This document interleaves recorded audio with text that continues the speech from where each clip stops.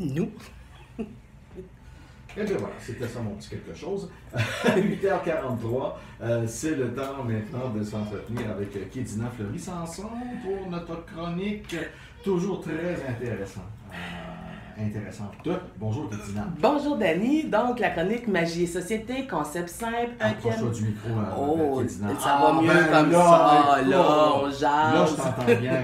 Donc, concept Magie et Société, la chronique qui vise à aborder les thèmes de société sous différents angles de vue. Ouais. Et pour y arriver, on pige une carte Ouais. et puis on se lance. Là, je pige ou je te donnerai mon thème tout de suite, là? On va y aller avec ton thème ce matin. D'accord. Là aussi, c'est un thème d'actualité. Oh, OK. Et je trouve qu'on n'en a pas beaucoup parlé pendant la campagne électorale. Ça serait peut-être le temps d'en parler. Le vieillissement de la population. Oh, je vais me laisser guider.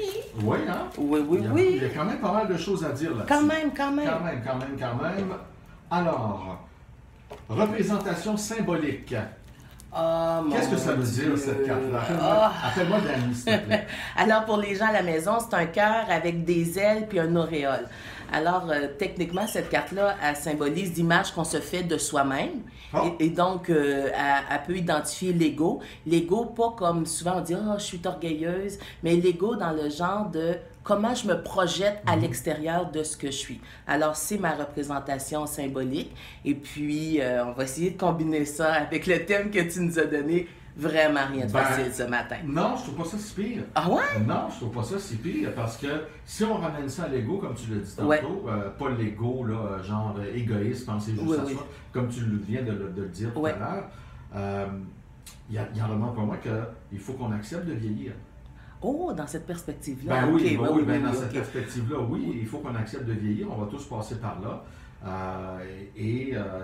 Lorsqu'on vieillit, lorsqu'on prend de l'âge, inévitablement, toi, t'es jeune, t'es peut-être pas encore en pleine crise Ben, j'ai existentielle. 40 ans, puis j'ai été en crise existentielle jusqu'à 40 ans.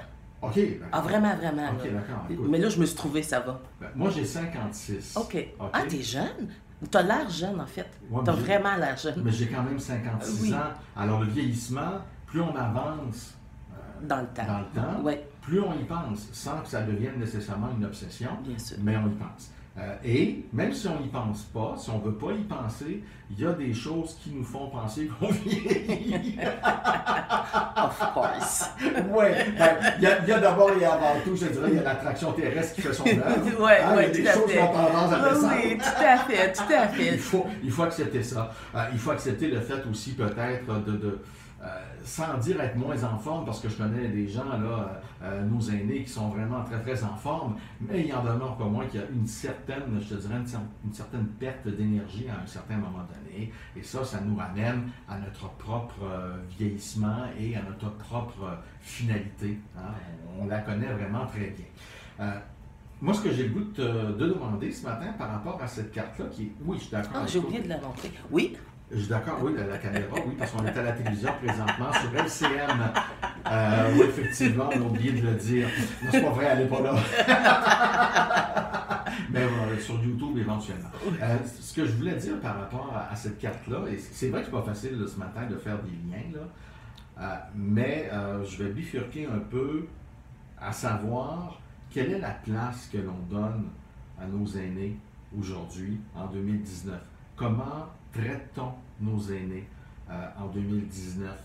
Comment on va faire plus tard? Parce que tu connais sûrement les chiffres, Kédina, surtout ici dans le Bas-Saint-Laurent, une personne sur 4, au moment où on se parle, à 65 ans et plus. Dans une trentaine, pas dans une trentaine d'années, en 2030, ça va être une personne sur 2. Et ça augmente comme ça. Donc, en tant que société, hein, Ouais. si on regarde l'ego de la société en Oui, général, oui. pourquoi pas, on a une réflexion importante à faire par rapport à ça. Bien, ma pensée, elle se forme pendant que tu parles, donc c'est pas Bonne tout à nouvelle, fait. ça. Ce qui fait en sorte que là, je peux pas te sortir ça aussi aisément qu'à l'habitude, mais la vieillesse, ce qui caractérise la vieillesse, dans le fond, là, techniquement, c'est un amas de connaissances. Mhm. Puis, tac, où je m'en vais avec ça? Non, vraiment. La là, reconnaissance.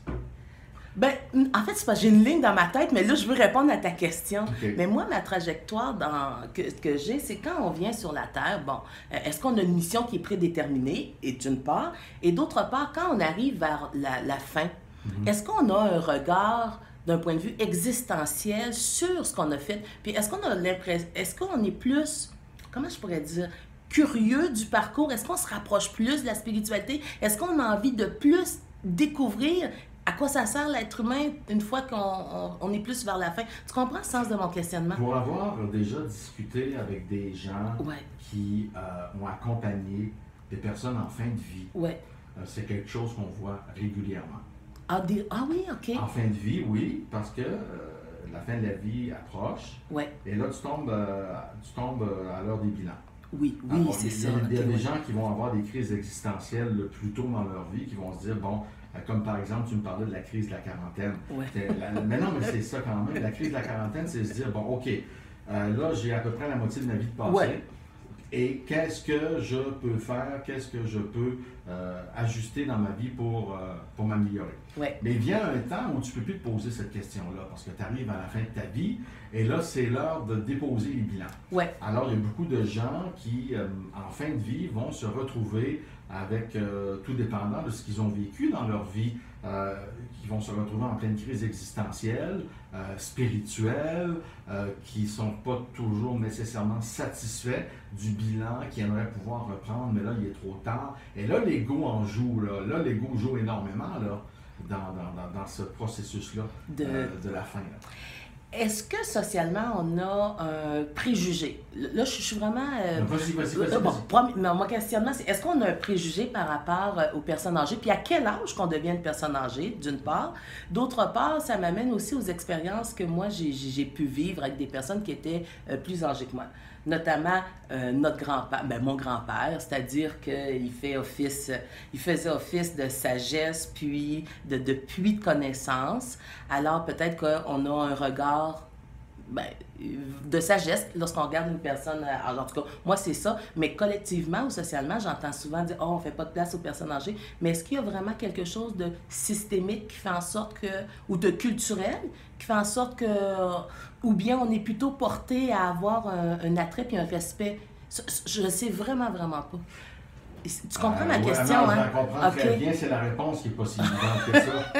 Parce que moi, si tu me demandes, je vais te dire, ben moi, une personne âgée, j'aime ça justement pour la dimension connaissance. J'ai un élan naturel de support ou d'appui parce que des fois, physiquement, c'est plus difficile.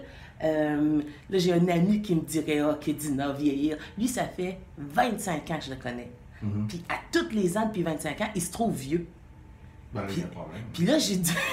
ah, il nous écoute tout le temps, il va être tellement content. C'est pas d'émotion, mais il y a un problème. Et je pense qu'il a 77, 78. Ah non, je sais pas son âge. Non, mais pour répondre à ta question, Ouais. dans d'autres sociétés, parce que ça, il y a un élément culturel qui est important là-dedans. Dans d'autres sociétés, le vieillissement, c'est vénéré. Oui. Ah, bon, on va On vénérer. regarde la maison. Et oui, c'est ça, intergénérationnel. Dans d'autres cultures, ça fait longtemps ça, que ça fait partie des mœurs de ces gens-là. Je pense entre autres au Japon, bon, et à d'autres pays comme ceux-là, où on va valoriser la personne qui prend de l'âge, on va l'écouter. On va prendre ses conseils, il y a une sagesse qui s'installe autour de ça. C'est peut-être un phénomène qu'on voit un peu moins ici, en Amérique du Nord à tout le moins. Il me semble que, je sais pas, il me semble qu'on voit ça, on ne le voit pas de la même façon. On n'a qu'à penser, on n'a qu'à penser de la façon dont, en tant que société, on traite les gens de nos aînés. Certains de nos aînés. Je fais référence, entre autres, au réseau de la santé. Je fais référence au CHSLD. Je ne parle pas des gens qui travaillent là. Il y en a certains qui ne sont pas corrects. Ça, c'est clair. Mais il y en a qui font leur travail avec cœur, sauf qu'ils n'ont pas de moyens. Et là, on revient à la société. Hein? Est-ce qu'il faut leur donner ces moyens-là pour être capable de bien s'en occuper? Ça, c'est une chose. Mais en tant que population, est-ce qu'on est si ouvert que ça? Vers nos aînés. Je sais pas, mais là, j'ai un lien qui se fait avec ego. Ah oui. Vas-y. C'est-à-dire, puis là, tu vas dire, mon Dieu, à part de loin pour en arriver, mais je vais partir un peu plus large. Donc, une approche intersectorielle, c'est de prendre compte de toutes les minorités dans une organisation. Et là, tu vas répondre aux besoins. Souvent, ce qui est reproché, c'est que les thèmes qui sont abordés le sont par des gens qui ne vivent pas les réalités dont il est question. Fait que si, par exemple, moi, je suis blanche, disons, puis là, je vais aller parler des Noirs, puis tout ça, et donc, on va toujours parler d'un sujet, mais sans les personnes concernées. Fait que moi, je me pogne une incompétence ce matin concernant les personnes âgées parce que c'est difficile pour moi de saisir la réalité. Je peux témoigner, par exemple, de l'expérience. J'ai vécu avec ma belle-mère jusqu'à temps qu'elle ait 100 ans, mais c'est vraiment difficile de trouver un angle intéressant.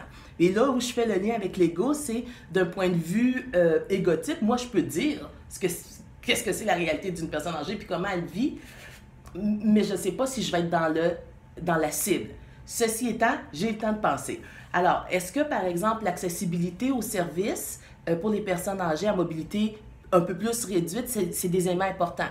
Tu parlais tout à l'heure en introduction de campagne électorale. Est-ce que c'est des thèmes qui sont abordés? Parce que l'isolement, Pauvreté.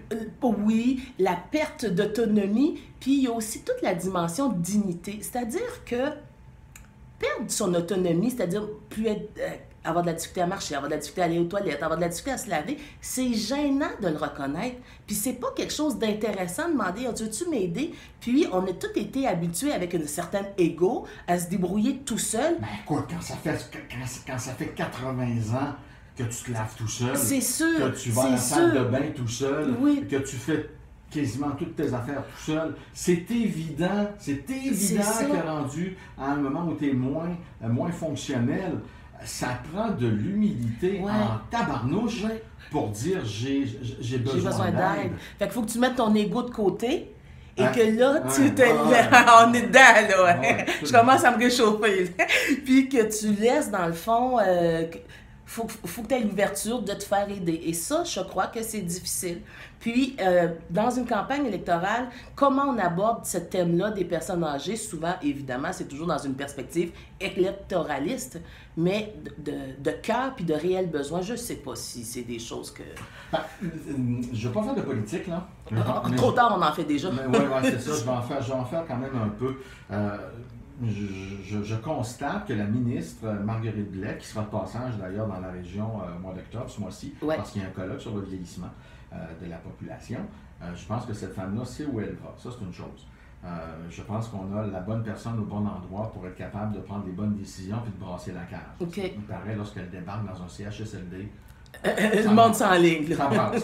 C'est une bonne chose. Il faut que ça soit comme ça. Sauf que, lorsque on parlait d'orgueil tantôt, lorsque tu regardes ce qui se passe autour de toi, lorsque tu atteins un certain âge, puis tu regardes ce qui se passe autour de toi, la situation dans les CHSLD, la pauvreté, l'isolement, tu te dis, aïe aïe, mon ego n'a pas le but de vivre ça. C'est certain, mais là, je viens d'avoir une illumination. C'est-à-dire que le concept de vieillissement, il ne devrait pas être isolé ou exclusivement abordé avec la personne âgée. C'est un ensemble. On est collectivement liés et donc, c'est ensemble qu'il faut modifier ça pour apporter les soins. Je te donne un exemple. Bon, garder par exemple un proche à la maison.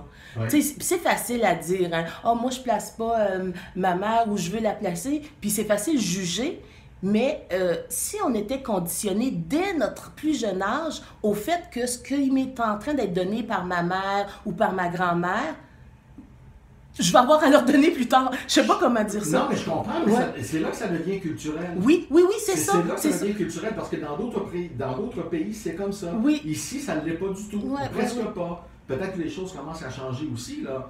Mais il en demeure pas moins que là où moi je m'interroge, là où moi je m'inquiète énormément, et plus je vieillis, plus ça m'inquiète, c'est de me rendre compte qu'il y a un vieillissement de la population. Il y a quelque chose qui est là.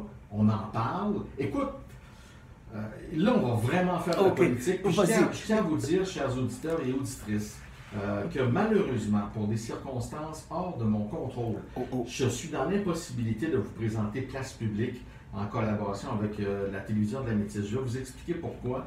J'ai un ordinateur présentement qui est en panne, qui ne fonctionne pas. Oh non. Alors, c'est pas possible pour moi d'aller récupérer les entrevues que Marc m'a envoyées. Donc, je ne peux pas vous présenter l'émission. Je suis vraiment désolé. Je pensais pouvoir régler le problème pendant que j'étais en monde, mais après plusieurs tentatives, ça c'est pas avéré. Ça, c'est pas bon. Écoute, c'est de la technique, hein, et je ne suis pas informaticien non plus, donc il n'y a pas de place publique.